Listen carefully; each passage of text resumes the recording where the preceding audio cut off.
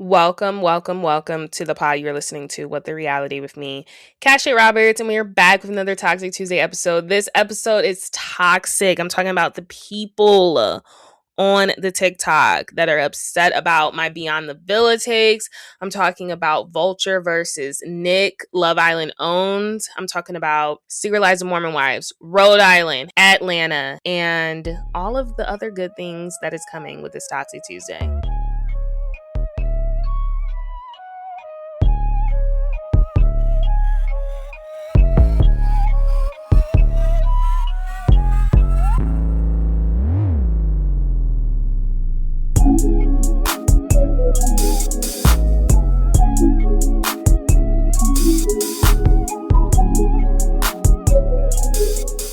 Welcome to the pod. You're listening to What the Reality with me, Cashay Roberts, and I'm back with another Toxic Tuesday episode. And this episode is extremely toxic because Love Island is amongst us, and the fans are already going bat shit crazy. There's no other word for it. How are you guys doing? My room is a mess right now, but honestly, not even a mess. I am preparing to move. I'm moving in 2 weeks. 3 weeks. This upcoming Friday, it'll be 2 weeks.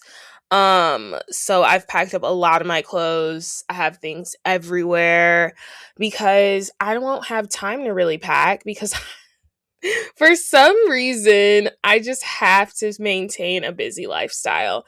Out of all the weekends, this upcoming weekend, I will be in Florida. It's my sister's graduation. So I had to pack up a lot of stuff last week or this past weekend.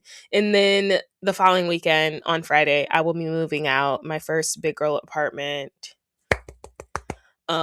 So I really won't have time to pack this weekend because I will be in Florida this weekend. I leave Friday and I won't be back until Monday midnight. And then I did take off Tuesday though. So Tuesday, I'm going to get a lot of stuff done. And then I'm back at work Wednesday, Thursday. Then I'm off again Friday. So this is my last episode that you guys will see me at home. In this typical backdrop. If you are following me on YouTube, hello there. Make sure you guys give the pod some love. I haven't had a comment in over a year. Please comment and please leave a rating. I know I have listeners. I know I'm not insane. And yeah, in order for me to keep the gems dropping, I need my ratings I need more ratings, okay? More ratings, more comments. Yes. So I will be going on vacation for the next 2 weeks, and it's very much depending on how everything is going with my new state of place for the third week. But you will definitely know by the third week if I'm putting a new show out or not. Because you will see. It'll either have an old show title or a new one. I mean, sometimes when I'm super busy and I don't have time to chop up something, I'll do a quick intro.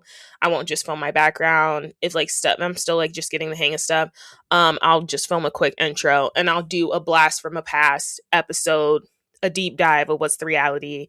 I might do the Page to Sorbo Craig Conover, rerun that up while this summer house stuff is hot. So if you see that for your Toxic Tuesday, that's what that is. It's Tuesday Takeover, a blast from the past. Because I just don't know if I'll be able to really get started even that following week. I'm going to try. I've ordered so much furniture because I just wanted to have all my main stuff. I already knew the space I was staying in. I saw my exact space. So I already knew. And I wanted to order the big pieces and then we'll decorate it along the way. But I did want to order a lot of my big pieces because like I said, I've never moved out. So this is my first time investing in any furniture. So I should have a lot of my stuff set up and be ready to record to you guys. But if I'm not, you will know. Let's get into this episode. This is the last episode of my childhood home. This is going to be crazy. It's going to be crazy when I do my final makeup video at my vanity because I don't have a vanity in my apartment. My mom's going to get me one, but I won't have one. I'm going to be a bathroom makeup girly and I'll be filming videos there until I eventually get a vanity. But that wasn't on the priority list of furniture. So I'm gonna have to suffer without a vanity. I'm gonna miss my vanity so much. And then I like moved from recording to my window because like you guys know it was like daylight savings, like the sun would be setting, so I would be losing my precious light. I'm like, why don't I just clear my vanity and film my pod at my vanity? And that's what I've been doing. Yeah, it's gonna be crazy. It's gonna be mental when I film my final episode here. Let's get into Love Island. The fans are crazy. There are people that aren't even in my vocabulary level, at my vocabulary level, that are calling me parasocial because of an opinion of because of my opinion watching Beyond the Villa. Because I love Elandria. Oh my gosh, guys, it's Met Gala Monday. Amazing. I won't be talking about it because I'm recording at 4:30. It's 4:45, but it is Fashion of Art. Amazing. But yes, there are people that aren't even at my intelligence level that are calling me parasocial because I'm commenting on Beyond the Villa on TikTok. My recent TikTok video has surpassed what I thought it would. And honestly, I'm getting a lot of love. I'm getting a lot of love. I'm getting a lot of people like, I understand what you're saying, but there are people in those comments that are mentally unwell that I don't know. Like this last season, I really am interested to see who this new cast is. I used to want to be on Love Island prior to its blow up. I have been obsessed with Love Island UK. I loved when they brought it to the US. I was watching Love Island US before it even got big. Season 6, I will never forget the season. And of course I'm spacing on her name. Was her name Nadia? And it was the one guy, Jeff, and who else was it? Timmy and Zeta, what was her name? That was a good season. I watched Justine and Sully's season. I was a big Love Island advocate. I was watching Love Island when they were at the Dre's hotel because of COVID. Okay? In Vegas. This isn't new to me, but it's new to a lot of people that are just catching on. Okay? They are insane. I thought season 6 was bad. No, I knew season 6 was nearly not as bad as season 7 because season 7 birthed the Hood Rats and the Taylor Clarke stands, the Elandria stands. And it's like, I joke that I'm a stan, like a Beyonce stan and Elandria stan, but I'm not crazy defending these people to people I don't even know.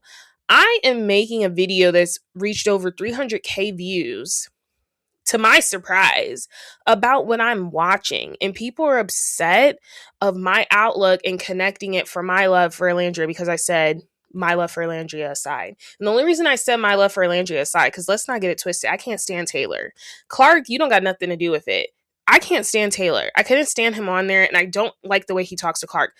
My Elandria love aside, though, I can still comment and see what I see. This man has his life figured out. This man is totally fine with or without you, Clarke. And I'm just trying to let the girl know. She don't got to rush to figure it out. The girl is 24. I was 24 2 years ago.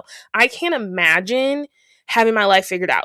Taylor knows what the F he wants to do. He wants to finish his vet school. He wants to get his doctorate. He wants to find him a wife. He wants to impregnate her and have some children. And he wants to pee outside. That is his goals in life. You know what? Period. I didn't realize how much money Taylor had until I saw them do the family trip to Oklahoma. I saw them anchors. Okay. He has money, which is why he's like, Clarke, why are you trying to move to LA when I support you? That's what it's giving. It's giving he supports her. You know, Clarke stayed back after the villa, and she really wanted to be a kept woman, and she was that, and she took care of him and she nursed him back to health. That is what we're seeing. But now we are at a point now where Clarke is like a year. This was filmed around Christmas time. So it was filmed like 6 months after they left the villa. Yeah, like 5-6 months, which I think is a lot smarter versus doing a whole year later, because this is when the messiest stuff happened. You know what I mean?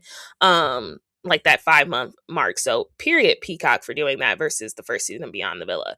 I think Clarke is at this point now where she's kind of like resenting. She's like, I didn't strike it while it was hot. This is coming out now. We leading up to the next Love Island. We about to see some young, hot, fresh singles. You know what I mean? Needless to say, I don't think any one of them is wrong. I view social media because that's what I do. I'm on TikTok, I'm on Twitter, and I see a lot of people coming for Clarke saying she don't even know what she want to do. I'm like, did anyone want to know what they wanted to do at 24? I thought I did. Wait, I'm thinking about it. I know what I want to do. Like, if money wasn't an option, if the economy wasn't so crappy, if I could till this day pick up and move to LA, to Chicago, to the DC, and have the dream job of my life, which is honestly just working in editorial or beauty in media, I would be genuinely satisfied. I have not hit that level yet of satisfaction when it comes to my career. But we have someone like Clarke who was kind of sprung into this, you know. I understand Alandria's outpour of love has been extremely strong, you know. People love her, but I don't think people understand why we love her so much, because we saw so many racists attack her and we saw the way Taylor treated her. And if we really want to talk about it, we saw how Shelly and Ace treated her because of her being this it girl. So we probably are overly rooting for Alandria, but I genuinely think everything Alandria got going for her is everything that she deserves, just like I said the same with Clarke. And it's like, I cannot imagine Alandria being held back in Oklahoma. Like, this life was literally birthed for her. But Alandria has this overwhelming amount of support because we saw how shady Clarke was to Alandria and we saw how shady Taylor was on the show. You know what I mean? That aside, though, I'm watching Beyond the Villa. I kind of like Clarke. I'm like, you know what? She is pretty normal. She's the most normal out of all of them. So that is where I'm speaking from, is watching Beyond the Villa. I'm not talking about Love Island, and I'm not talking about what they're saying in the Instagram comments and stuff, because the people are only responding now with their edits. Okay, rightfully so. You like, dang, this wasn't the edit I thought I was going to get. Now you're responding, right, to the edits. I was just strictly responding to the fact that I don't think Taylor and Clarke are going to make it, just because I do see, why am I like forming a pimple right here? Just because I do see two people in two different areas in life. She don't know what she want to do. He knows exactly what he wants to do. It is difficult when you're in a relationship with someone and they don't know what they want to do. Vice versa, they know exactly what they want to do. It's a lot of pressure. And I was like, she's already feeling pressure from the public. Like, why didn't you do the makeup videos? Why didn't you hop on this? And I'm like, well, girl, you can still strike it while it's hot. There's plenty of people that are still remaining to stay relevant. It just depends how. Kaylor has managed to stay very relevant, someone I didn't think would be relevant. I would say Liv is kind of irrelevant. Kendall's remained to be relevant. You know, Janae, Leah, and Serena and them, kind of like the it girls of their season. There's ways you can manage it. I mean, not everyone's going to be an Alandria, you know, and then not everyone's going to be a Hutta, who is now having to scam the folks and post games on her stories so she can get some money hit in her direct deposit so she can pay her lawyer off, because the text messages that were leaked were insane. But I'm just saying, like, not everyone's going to be an Alandria of their season, or even a Nick, which we're about to talk about.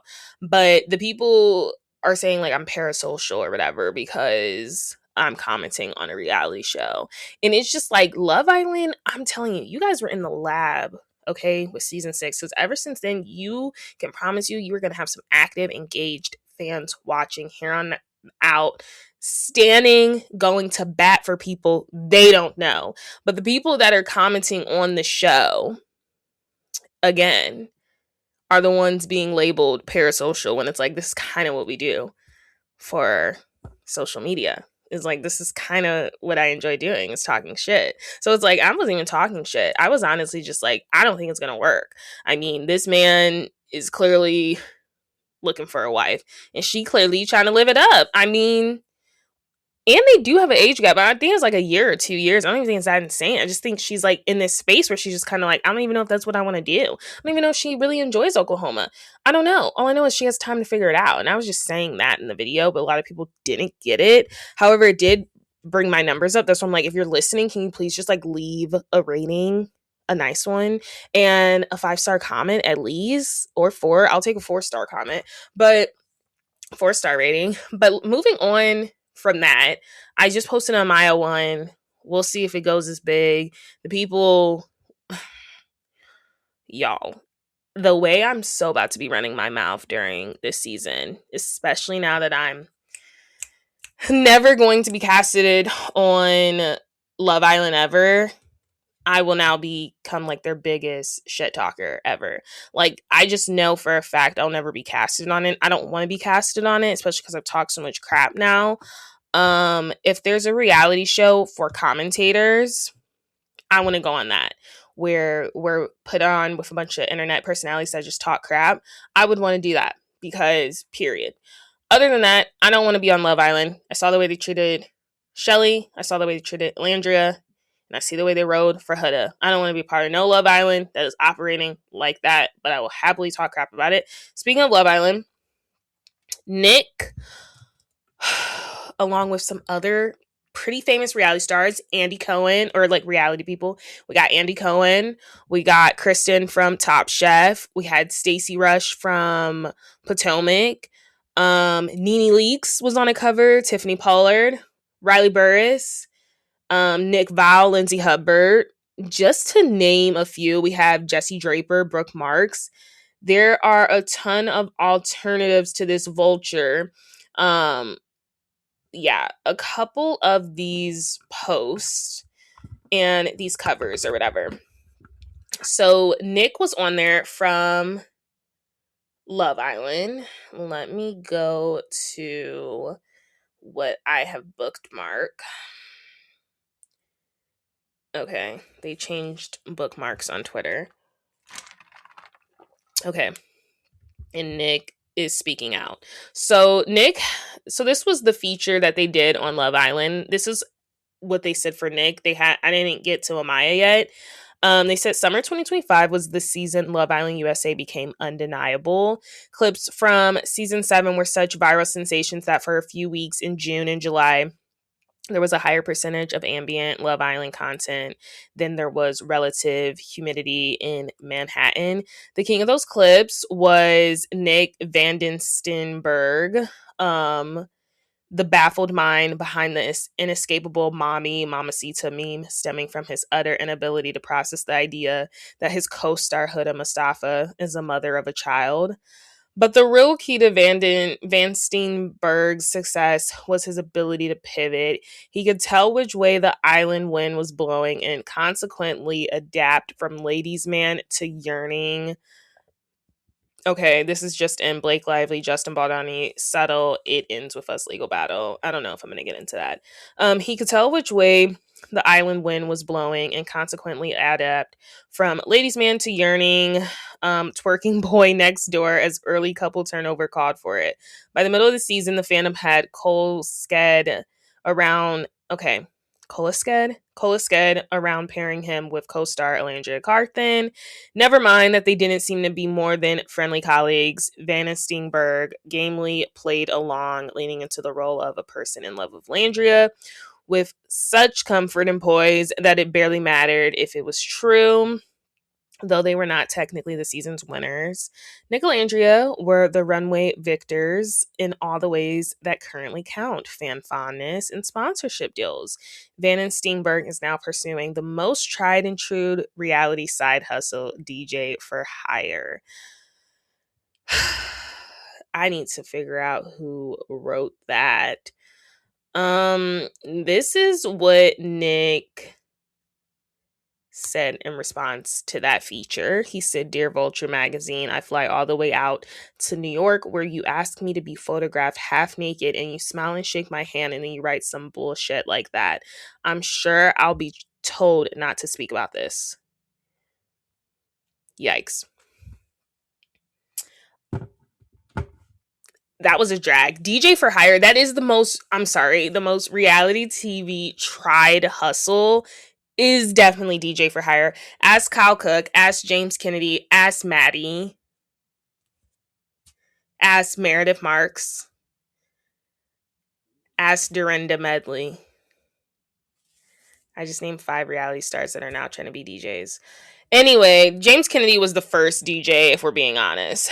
He was the first one.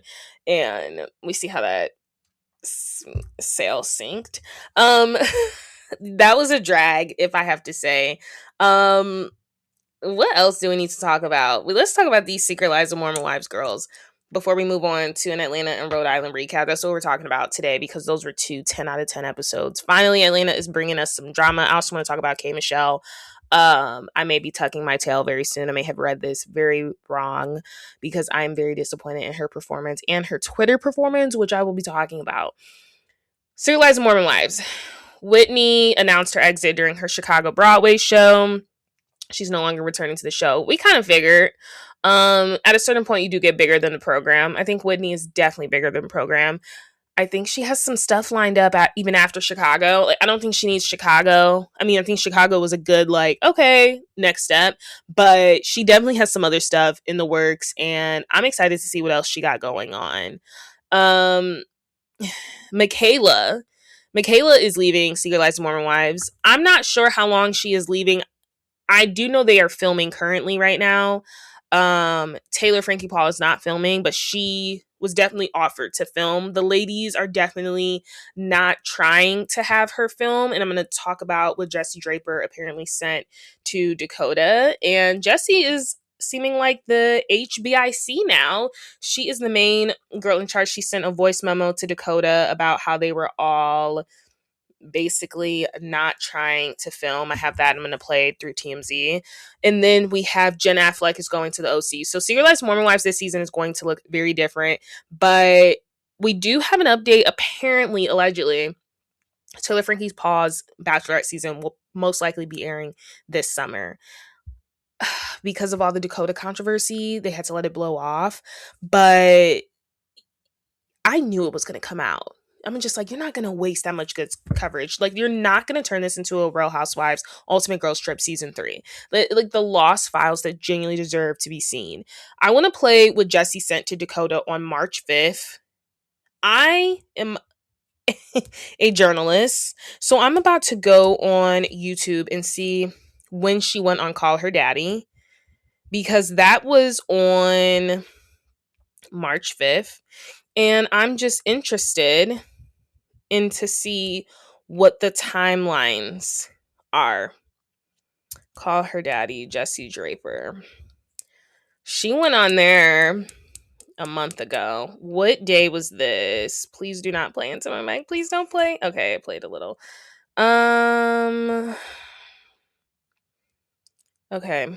What day was this? And this is at 3.9 million views, which is insane. This was March 25th. So as of March 25th on there, and I'm pretty sure it filmed like a week beforehand, she was in support of Taylor Frankie Paul. But March 5th, this is what she was actually saying to Dakota. Courtesy to TMZ. Hey, just wanted to send you a voice note because I don't know how much Jordan has told you about what's going on like production's end, but pretty much everyone's in alignment as far as the cast goes about not really wanting to publicly support Taylor at the moment with the Bachelorette stuff, just because we all feel so uneasy about if this comes out, and just honestly, morally, none of us can just sit by and be like, oh my gosh, we're so excited for her when we know the truth. And we all feel that way, but we are having like production and management gaslight the fuck out of us. And Danielle specifically is just like saying crazy things like, you guys have no idea, like she's the victim, it's all him and crew are making things up. And they're definitely trying to spin that narrative to protect her in the show. And I think we're all, as parents, just like, this isn't okay. Like, we know that this situation is dangerous and it needs to change. And if she gets away with this with no consequences, then like, it's not good for anyone, especially the kids.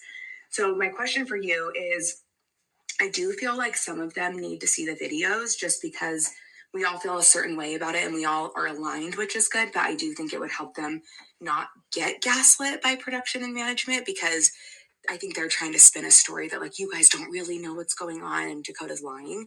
And I just feel like it would be helpful if some of them saw. I don't know how many are interested in seeing them. I know Mikayla is for sure. She's actually the most vocal about this right now. And she's like, I don't want anything to do with this. And I think it's disgusting if you guys are trying to hide this. So if you don't feel comfortable with it, that's totally fine. And I don't want to like bombard you or like pressure you to do it. But I do think if all of us are going to kind of stand up and like say what we feel and like stand firm in it, I think it would help them if they've seen it. Me and Macy have told them and like they believe us, but I just think it would help us not all get gaslit. So I just wanted to throw that out there. I hope you're doing okay. I know this is freaking hard right now, and I'm sure both you and Taylor are struggling, and that's what freaking sucks about this is no one wins. Like, at the end of the day, no matter what happens, no one wins. Like, everyone's in pain, everyone's hurting, the kids are hurting, you guys, like, and I love Taylor, and I just am sad that it's gotten to this point. But I honestly think something needs to happen for her to learn some lessons, and I hope this is helping you too. I know it's probably really, really hard, so I just wanted to let you know that we're all thinking about you and Ever especially, and Taylor too. Like, we're all just so sad about this. So anyway, sorry, I just like rambled on. You can call me too, but just let me know how you feel about that and if it's even something you're open to. And again, no pressure. I just kind of think it would help since a narrative's definitely being spun. I just don't even know why she would send that to Dakota. I understand though, because if we're being honest with the whole summer house of it all, I just felt like this needed to happen for Sierra to get the F over West. And so I'm like, maybe this needed to happen to Taylor Frankie Paul for her to really get over Dakota and like leave that situation alone. Put your kids first, put yourself first, leave it alone. But yeah, I thought that was interesting. I think Jesse's a little two-timer. I think a lot of the women were jealous once Taylor got that Bachelorette deal. And I think Jesse wished she filed for divorce sooner so she can go on the Bachelorette. What I'm seeing is in this Mormon community is these women that got married so young, 18, 16. They're having these children before, like right after they have their first official period. And you're having these children, and now 10 years later, you're getting quarter life crisis. And it's like, we all get crisis, midlife crisis, quarter life crisis. Theirs is to the extreme. You are going through divorce. You are over here marrying another man, and you're doing all of this under the ripe age of 25. And really, for real, just 30, when it's like you have so much life still to live. So I don't know. The Mormon community, they honestly, you want to talk, it's so funny how people want to talk about how Black families are constantly making broken homes. Black men, Black women were the products of broken homes. I mean, I'm not, but that is what people constantly are saying. It's so funny to me how they say that when I'm like, we have an actual example of some broken families in the celebrity world. When we talk about the Mormons, we even can talk about the Kardashians. We have actual examples, but for some reason, not to make everything a race thing, but for some reason, it always becomes a Black and brown people make broken homes. The Mormon community is making broken homes, and I would even say the Kardashians family alone is making broken homes.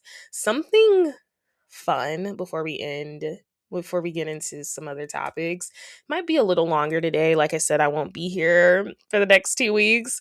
Candy Coded Nights. Candy Burris did a cover of Kalani's Folded, and now she is attempting to say that wasn't her and it was AI. It was her. We kid. Candy, you are an amazing songwriter. You're steps away from that EGOT.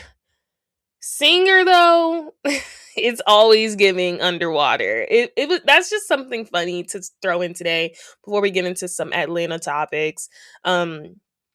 Before we do, Love and Hip Hop, the franchise has been canceled. Paramount has canceled it. That does not come as a shock. I was shocked Love and Hip Hop has went on as long as it did. In my true humble opinion, it went downhill once Stevie J and Jocelyn left. But even when Love and Hip Hop Hollywood randomly got canceled, which I actually thought was better than the New York one or Atlanta one at the time, when that got canceled, I feel like it was going downhill. They are going to do a 6-series drop, wrapping up some storylines because it is scripted. A good amount of it is. They're going to do a 6-episode premiere. I don't know if it's like a premiere. It's like a 6-episode season, wrapping up all the storylines of all the seasons this fall. So I'll definitely might be tuning into that because I will definitely be interested. Kim Zolciak. So Kim Zolciak has apparently lost the custody of her children again. So I talked about this in one of my episodes about how earlier she was saying the only reason she lost custody of them or whatever is because she's been like in and out of work or whatever, and they've been with Croy apparently. She says she didn't lose custody, like she's waiting for the schedule to get back on track. She had cleared it up pretty phenomenally, and I was just like, okay, that was that, right? So now she has lost physical custody again, and this time the courts are saying like why apparently. So she's basically facing a legal setback. A Georgia judge ruled that Kim and Croy will continue to share joint legal custody of the kids, but Croy will have the final say when it comes to education, non-emergency medical, and religious decisions per the docs. This is as of May 1st. Following the court's decision, Kim, who filed for divorce from Croy in 2023, she reacted. So she said, while I want this process to be over for my children more than anything, I am looking forward to a full court date when we will finally be provided with an opportunity to present the truth. Last month, apparently, Croy filed an emergency request for permanent physical and legal custody of his kids, KJ Cash and the twins, Kaya and Kane, saying Kim was quote unquote both unstable and unfit as a parent and is quote unquote more selfishly concerned with her own image and her work options than the opinions of experts and or the best interests of their children. Kim's lawyer denied those allegations, telling TMZ in a statement that Croy's decision to file the motion lacks factual support and is unwarranted. We will address these claims in the legal forum and will vigorously defend the truth in court rather than through public discourse. Meanwhile, Croy also filed for sole custody of their 4 kids in March and claimed that the Bravo star exhibited blatant mismanagement of basic parenting responsibilities that would be practically unbelievable to anyone not familiar with the circumstances. Kim strongly denied these claims, saying these accusations are completely false and nothing more than a deliberate attempt by Croy to defame my character. I refuse to be bullied or have lies twisted into a narrative about who I am. I will not stay silent. The truth is on my side, and it will come to light no matter how hard anyone tries to bury it. Kim and Croy would so once completed, Kim and Croy would resume operation under existing court order parenting plan, which otherwise remains in full force in effect until further agreement and or modification. That was as of April 3rd, because Kim had to complete 4 sessions of therapy. So yeah, that is the latest update. She did go to Instagram with that statement, and I think she talked to TMZ as well. It's like not factual, but it's like, girl, you're literally getting your kids taken from you. A very odd case we've also been following, obviously, is like the whole Drew Sidora, Ralph Pittman of it all. So Drew claimed that she would be homeless if she did have to relocate, but the judge was like, I really don't care. Because she filed a motion saying she would literally be homeless. The judge said he does not care. You still got to move. She has to move by the end of May. We are now in May. In a recent hearing, why did I say it like that? In a recent hearing, this is with TMZ. Drew begged the judge to reconsider the decision. She claimed she had no new home picked out and lacked the funds to make the move. I don't know if I talked about it on here. The text messages, there were text messages between her and Ralph that were leaked or that were brought to the front. I don't know if they were leaked or not, but basically she did disclose that she's been giving him half of her Real Housewives of Atlanta check, half of her sponsorship deals, and something from some of her projects. I don't know why she's been paying him this whole time, half of it. So yeah, but either way, it was claimed, I don't know if those claims are true, is now she's saying she's going to be homeless. It has to be true, but either way, if you're making $12,000 a month, you're not going to be homeless if you try to get something from you for you and Josiah. I think it's insane that they're separating the children, her and the oldest kid, and he has, I think, physical custody of like the younger ones right now.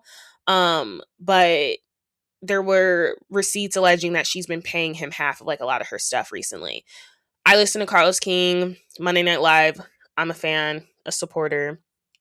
And honestly, I feel like for him to say making under there's no way she's making under 40,000, I think, a season with Real Housewives of Atlanta. So 12,000 just didn't even out to me, and it didn't make sense. So I know that's for sure not true. I'm going to be following Drew's story because I'm very curious who her legal representation is. It can't be anyone good because she is constantly in the gutter when it comes to these new motions and these new verdicts. She is constantly getting screwed left and right. So I will be following that. Yeah, the judge is like, you still got to get out. So she still has to find a new home. And I'm hoping we get to address all of this at the reunion. I hope we get a clear answer because my issue with Drew is that we get the runaround a lot and none of it really makes sense. Why are you being forced to leave your home if you have a good lawyer? And then also, I think I talked about she had a video of him abusing Josiah physically. So I don't know why that's now just being put out there. I don't know if it was being used as ammunition or the right moment. The judge still was not swayed. He was like, you got to get out of that house. So I don't know who Ralph knows and why the judge is ruling in his favor. Probably because when the kids are with her, they're missing a lot of school, apparently. So they said this is clearly the correct adult, but even after her showing this video of him abusing Josiah, the judge apparently still ruled with Ralph. I don't know. There's another odd video going around of Ronnie Ortez Magro of Margro Magro of Jersey Shore. Jersey Shore, they are constantly shipping and shopping around their show. That is a show that I think they can let go. The Family Vacation, MTV did cancel it. I think it was about time. They are a little bitter. They're saying they're not gone for now. It's giving Shaz of Sunset when it's canceled and you're like constantly shopping it around and you're trying to get the people to like buy into it. I just feel like personally, Family Vacation needed to be wrapped up. They're shopping it around. There's a video of Mike talking, and then he says something about Ronnie. I don't think he realized that Ronnie was dozing off. Ronnie does not look well. He does not look in a healthy situation, not mentally or physically. Now, Ronnie is going on social media to kind of clear up what was going on. In a series of Instagram posts he posted this Monday morning. He shared a statement saying, high functioning depression is waking up each day with a face that works but a heart that doesn't, doing everything you're supposed to do while feeling nothing inside. In most days it feels like you're trapped in your own life, forced to keep moving even when every part of you wants to stop. He then shared a post raising awareness for mental health awareness, which is honestly May, so that was nice. And then he shared an interview of NBA player Kyrie Irving declaring it's okay to be a human. Like, I don't have to be perfect for anyone here, nor do I have to be perfect for the public. So I'm not here to dispel any perception. I'm just here to be myself. Yeah, so apparently in the video, he's like nodding off. He just did not look well. We know he is going through a breakup currently in a whole DV dispute.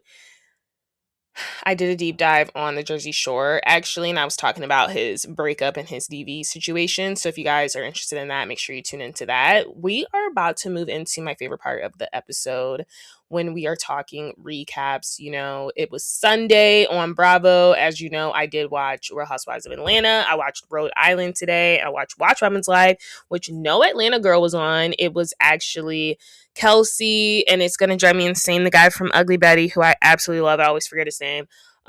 He was on there, and then I did watch Women's Live. After show for Rhode Island. I will keep saying this: Joe Allen's makeup in the after show looks amazing. I don't know where the Atlanta after show is. We've had a healthy amount of episodes out and still not out, but I want to talk about K. Michelle before we get into Real Housewives of Atlanta. I was one of the people that were like so on board for K. Michelle. Maybe it's because I do love her musically, her old stuff. I can't really get with her newer stuff, but I know that is a talented woman. And I liked her on Love and Hip Hop. She was one of my favorite on Love and Hip Hop. So when I see her on Real Housewives of Atlanta, I'm very confused about the behavior that's going on. She's acting like she's not with the program. She's constantly looking at the cameras. She acts like she's kind of too good to show up for scenes without makeup. Yeah, we're talking about that. K Michelle did not want to show up to the dinner scene because she didn't have her glam with her. When it's like, girl, you look fine. Your wig was in place. You didn't look crazy. And she's like, that's one thing she can't learn to do is do a quick 1, 2, 1, 2, 1, 2. And that's why I always tell girls, you should know how to do your makeup. I don't care how famous you are, how rich you are. You should know how to do your makeup. It's just a skill. It's a trade, honestly. People are getting paid because they know how to do makeup. That's a trade. K Michelle's behavior has honestly been a mess on social media. She is turning into the Candace Dillard Bassett of the season, and she's been on these nonstop campaigns of just constantly talking crap and constantly responding to fans. She is not handling the critiques very well. So this was what she was tweeting. She said, enjoyed the ladies on the plane. That was the first time really bonding with Phaedra. She said, I enjoyed this episode. Pinky and Angela had me entertained, which they had me entertained. We're definitely talking about that. And then she said, it's giving, I don't care to know you, and you keep poking, gearing up for your creative storyline involving me. I'm minding my business. But the thing is, K Michelle, is like, you are giving also, you're looking for a storyline because you will not let go of this bone you have with Portia when that was supposed to be your friend. And now it's like, you're like obsessed with that. That is just from Sunday. I just want to go through some of her tweets. Cause she's been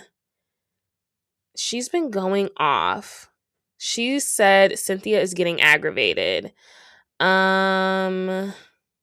Okay, I thought she said Cynthia's aggravating. She's live tweeting, which is like, I don't care, but I'm just like,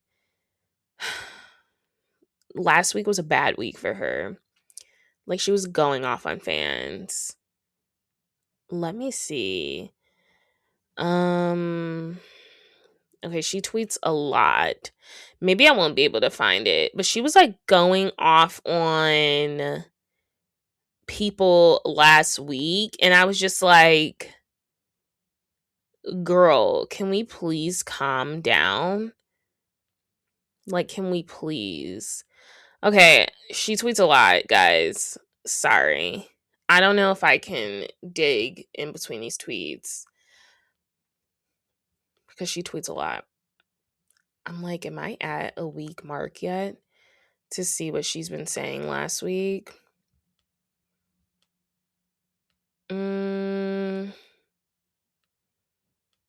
Yeah, she just tweets a lot. I wonder if she's deleting stuff. Okay, here's one. She said, someone's like, doing good. Hope you are too. How are you liking the season so far? Real Housewives Atlanta. She said, I love it actually. Sundays and Mondays I see can be filled with more opinions than I would like, but I've been doing this and just me so long I actually don't give two shits about them anymore.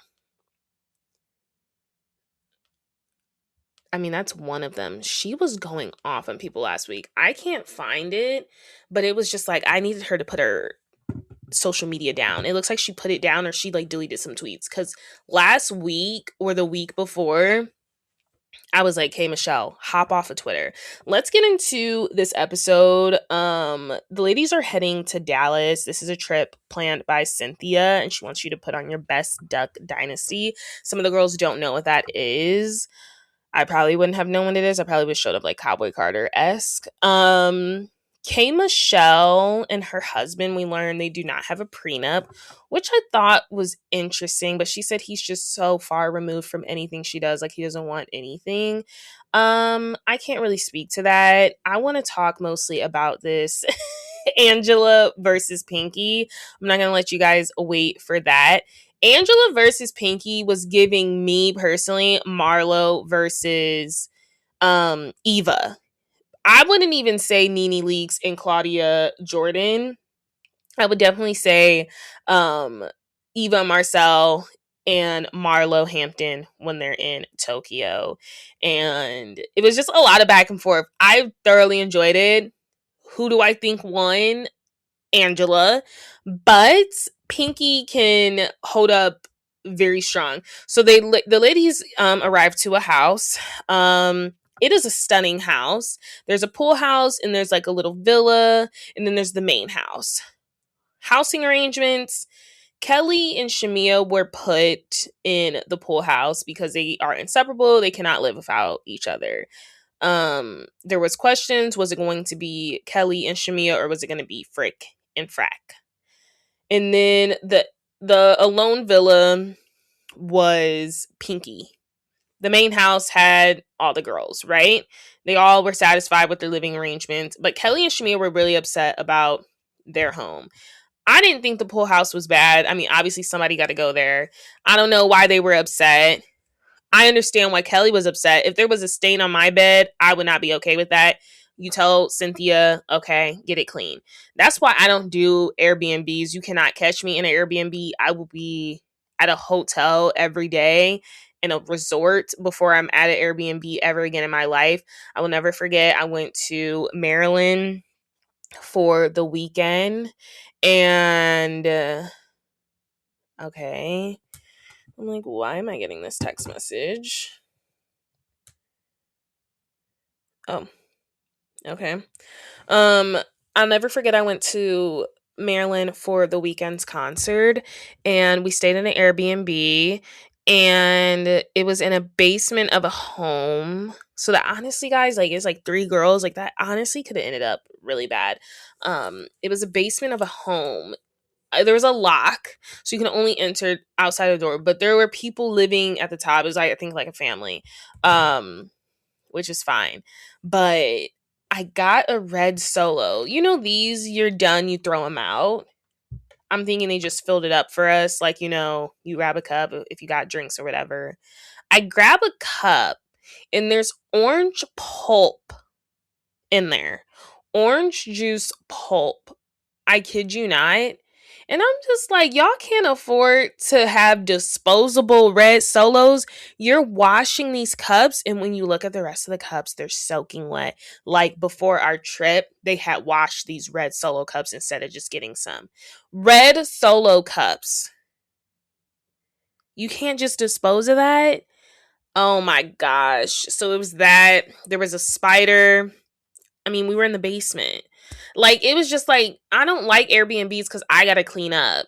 In a hotel, I'm not trashing it. I'm not like a Ramona Singer, like going insane at night. But it's like, I like that someone can come in, clean the bed, like clean our room, restock our towels and stuff. Like, I have to bring towels and stuff when I go to Airbnb. I have to bring washcloths and stuff. I'm not using their stuff. Like, it's different. I will never be an Airbnb girl. So I would be really highly pissed off if I am supposed to be sleeping in this bed and there's a stain on it. I prefer hotels. That's just what I prefer. So I understand why Kelly was upset and Shamia were upset. I don't understand why Pinky was upset. Pinky had a lot of energy at the table, I will say that. She was doing a lot of neck rolling. It was a lot. I was like, girl, are we about to rap a song or something? Rap a vegan burger?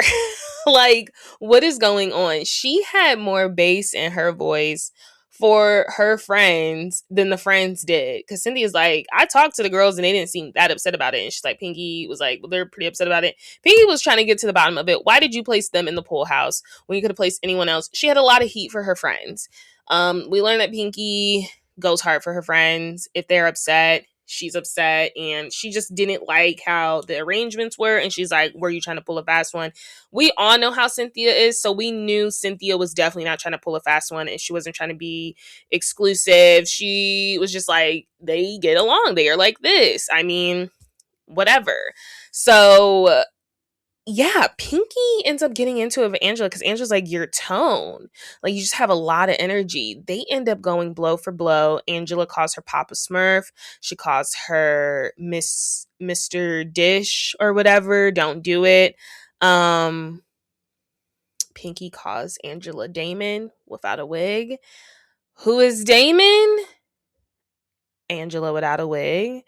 What else did she say that I was just like, oh, she said she should have bought her foreclosed homes. And I'm just like, so, and then she started talking about her physicalities. So I'm like, Pinky, are you jealous of the way Angela looks? Because Angela, good. Good. She looks good. Body tight. Face tight. Wig tight. So I didn't know. Was it giving jealous? It just came out of nowhere. I was like, Pinky, are you good? There was some hostility. Angela caught her out on it. They went blow for blow. She said she should have bought her foreclosed homes.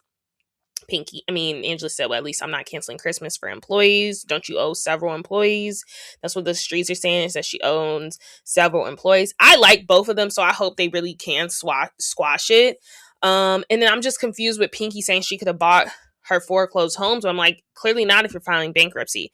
Granted, business bankruptcy is completely different than personal bankruptcy.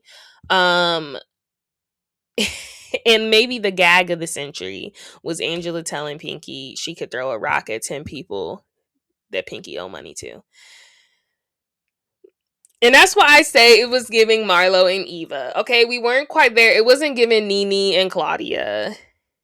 It was giving a good old Marlo and a good old a good old Eva Marcel. That was a tennis match I was literally watching. And then we finally did find use for Phaedra in that episode, because Phaedra said, I love this fight. I love Angela and Pinky. They both earn a bunch of debt. And that honestly killed me, because I'm just like, as a Phaedra lover, I have been having a very hard time finding her purpose for this season. I did think maybe she should have stayed as a friend role, like Cynthia, and then we wouldn't have expected much. So maybe she'll be in a friend role next season. I don't see the need for her to be a housewife. I think she should have did the friend role like Cynthia. You still would have got your pretty penny from Bravo.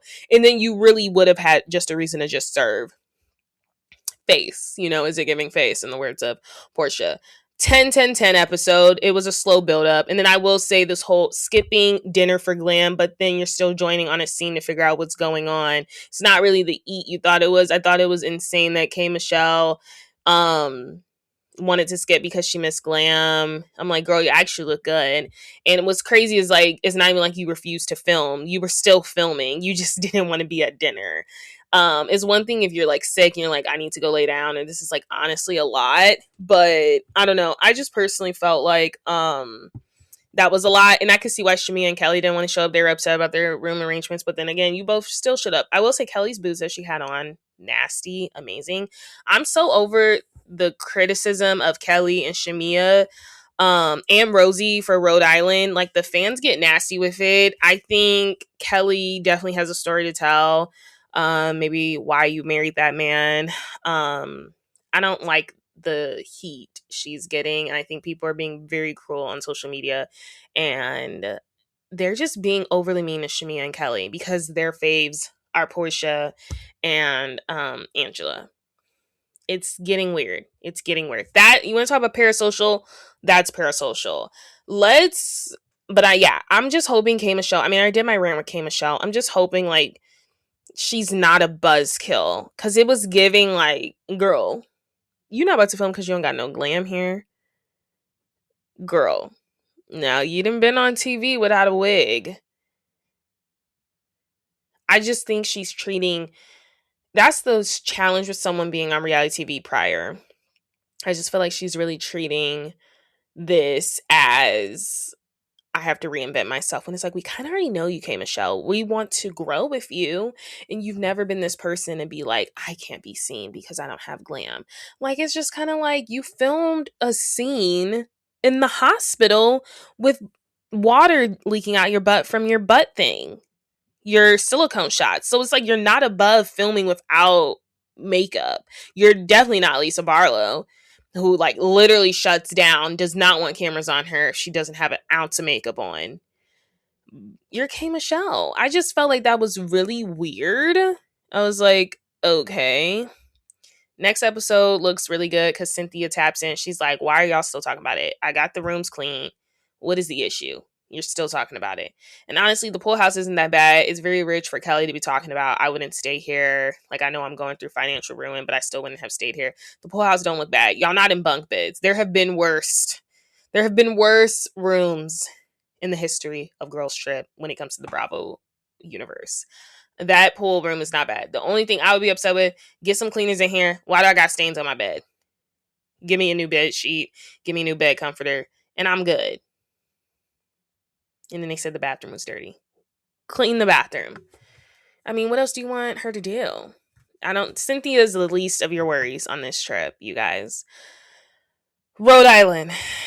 Before we get into this, Rhode Island, which was spectacular, they went to Newport and they stayed in a castle that is been built since the 20s. That is my ultimate dream. There's so many guys. Like, I love castles. I love that historic stuff. I love, like, Victorian era, even though my people was not free.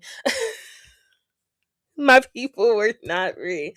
However, I do love Victorian era. I imagine just Bridgerton, okay? That's what I imagine, these amazing castles and, black people in charge, okay? Queen Charlotte. That's what I imagine when I say I like the castle life, and that is the life I'm imagining. I'm not imagining the cruel reality of what is America, okay? So let me just live in La La Land of Bridgerton meets Newport meets Rhode Island.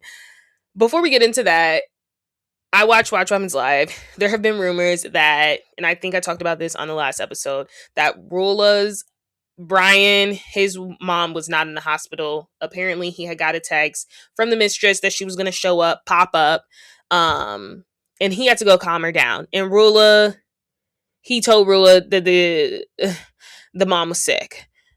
We don't want to talk about sickness because I do hear the mom is sick, but we do know is that on Watch Women's Live, Kelsey did confirm that she does not think the mom was sick. I'm pretty sure they were going to go cool off the mistress. And so what that confirmed is that RHOA was in on it, and Joellen, I rest my case, leave the girl the F alone. She did not want to know about her man cheating.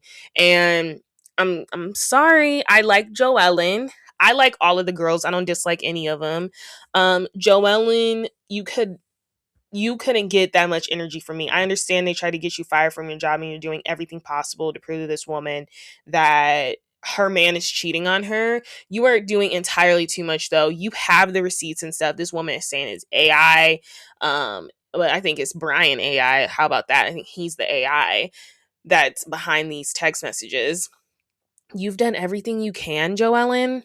I would let it rest. And I think the ladies in the group are getting to that point with Joellen. They're like, what else do you want? You've tried? She don't want to believe it. So at what point do you kind of just let people do them?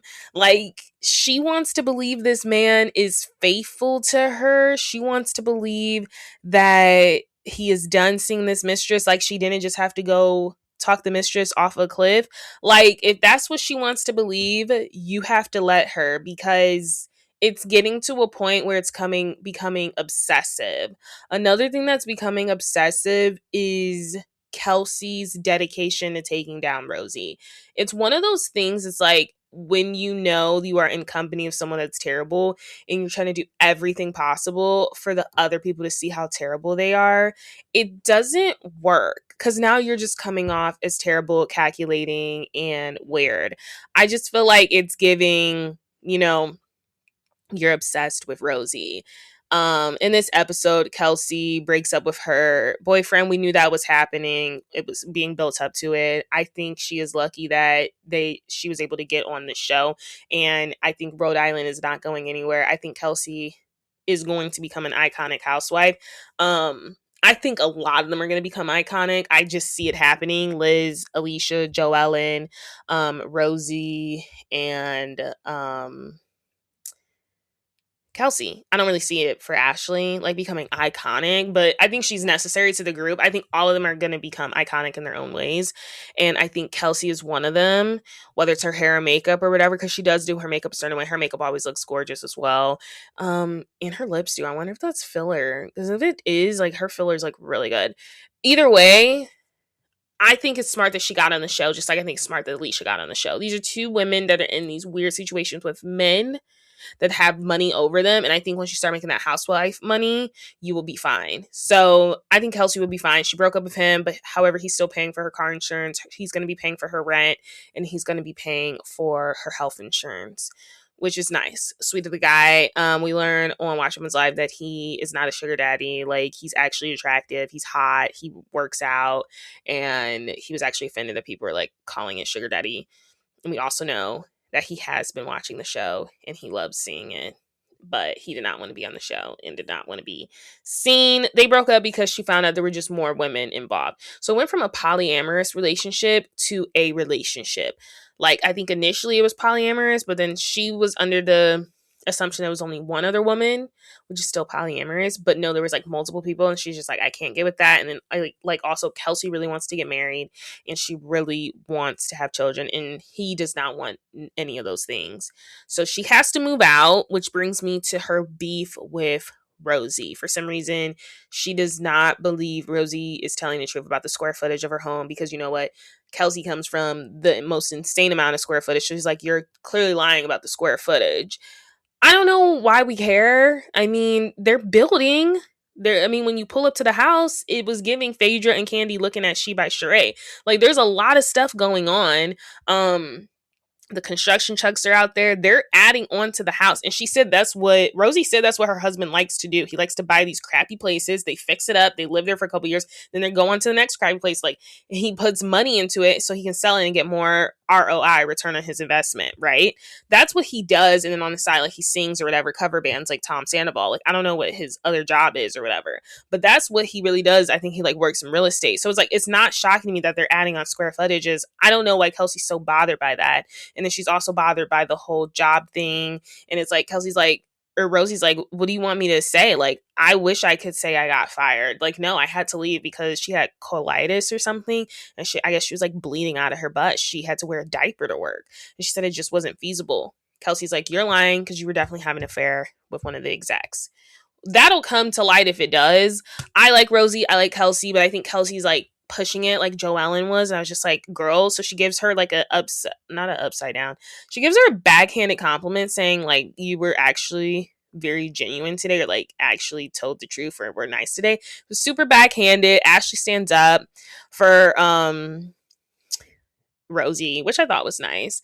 And I thought it was funny because she stands up to her after she's done fake crying that she has nothing to cry about. And I was just like, what?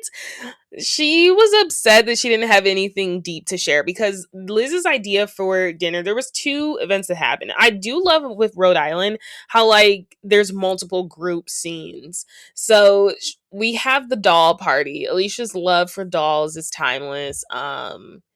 Whatever. And then we have the masquerade, and Liz actually gifts everyone a mask that suits them. And yeah, she gives Kelsey this full gold mask that she can't breathe out of. There's no nose nostril, there's no mouth nostrils. It's actually insane. And they all go around and they want to share something deep and intimate and personal. What we learned about Joellen is that she was actually sent to behavioral camp. And she said she didn't think her behavior as a teenager really warranted that. You know, like teenagers, they get a little messy, they get a little rocky, a little messed up in the head. But she said she shouldn't have been in the same rooms with like people that are like arsonists and like attempted murderers, like teenagers. So she was sent to behavioral camp. So I think that's why I really do like Joellen. I think she does a lot, but like I'm really enjoying learning about her and her family dynamic. She resents her mom a lot for sending her to behavioral camp. Anyone honestly would. And I just think that we're learning why she goes as hard as she does, because she didn't have the right to, as a kid, to go as hard as she did. If she did, she would be punished. So now we understand why she goes so hard to prove that she's not a liar, because she's like, I'm really not a liar. Like, I swear to you. And that's why she really wants Rula to believe her. Rula did not show up. And this is kind of Rula's thing. She dips in and she dips out. And you know what's crazy is like, I definitely think she's getting the first seat at the reunion. I think she was dealing with his infidelity off camera. And I think she was not showing up because there was stuff that the mistress was leaking while they were filming. But she did not show up. We don't know if she's showing up to the trip. Yeah. Liz and Alicia, they have something weird going on. Alicia says that she was homeless. Obviously, it's very traumatic when your dad sells your home and moves in his other family or whatever. It's like living with a whole other family. Liz is saying you were never homeless. Like, your grandparents were well off. You got a chance to live with your grandparents who were very well off. So it's like, I understand what Liz is saying. It was giving me like David and Victoria Beckham when he's like, say what kind of car you had. Like, you were not a part of the middle class. But I also understand Leisha. It's like, I went from living in my bedroom, I had a toy room, to downsizing, living with my mom and my grandparents' house, no toy room.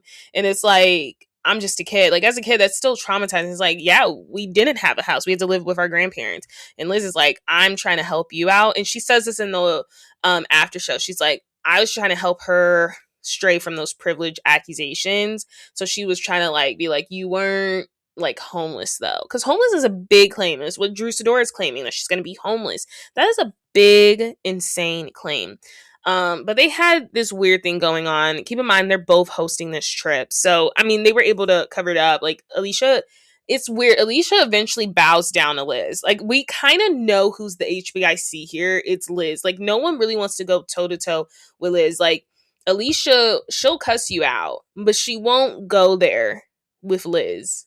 We did get a mid-season trailer. It looks like Joe Ellen does go there with Liz. But I'm noticing no one wants to go there with Liz and have that friendship in jeopardy.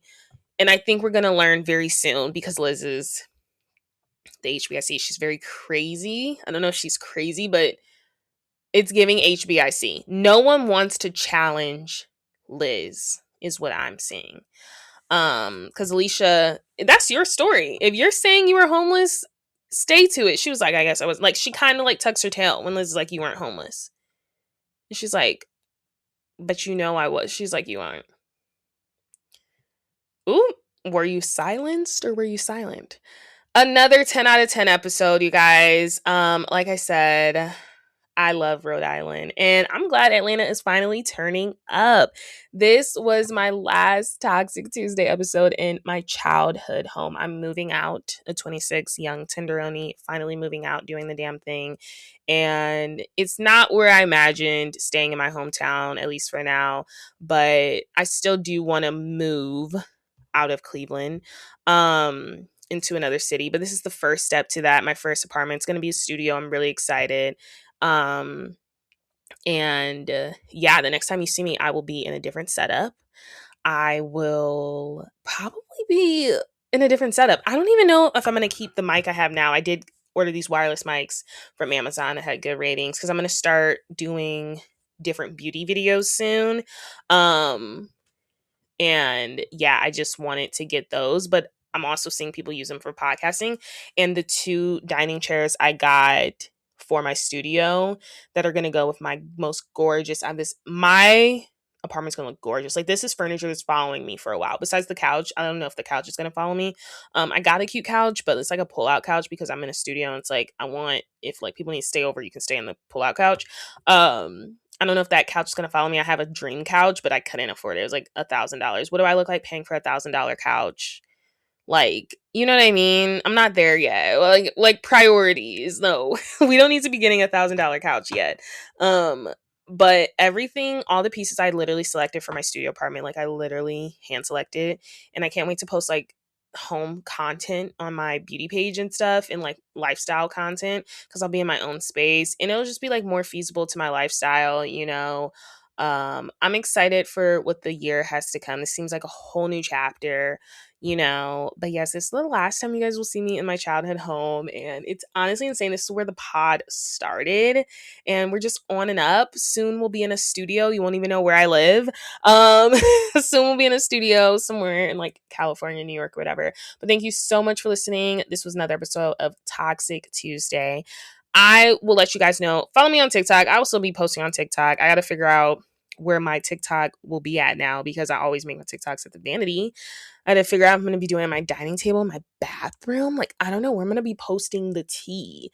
But follow me on TikTok, all the updates. And like I said, I'm definitely going to be off for the next 2 weeks. I will let you guys know with that 3rd week, whether you're seeing a blast from a past episode or it'll be a new Toxic Tuesday episode. Until the next time, make sure you guys please give me a rating, subscribe, 5-star rating, comment, all of the good things, and I will see you guys later. Until the next time, bye.